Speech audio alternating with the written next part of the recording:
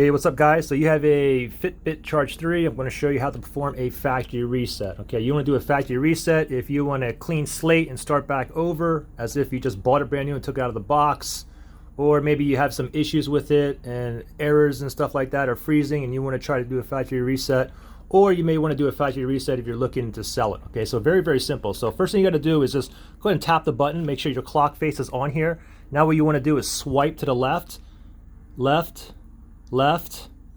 where it says settings right here. Okay, so tap on settings, and now you can go ahead and you can scroll down, and then all the way down to the bottom it says about right here. Tap on about, and then from here you got two things that you can do. Okay, you can go ahead and reboot device in the very bottom, or you can clear user data. Clearing user data, you're basically doing a factory reset. So let's go ahead and do this.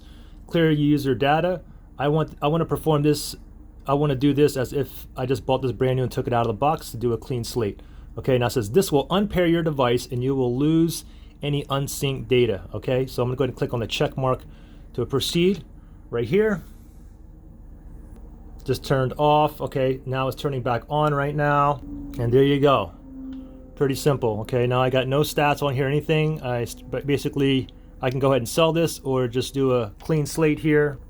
And then if you want to go ahead and repair again, you're going to have to use your charging cable, pop that into here, and then go ahead and use your Fitbit app to go ahead and repair. So pretty simple.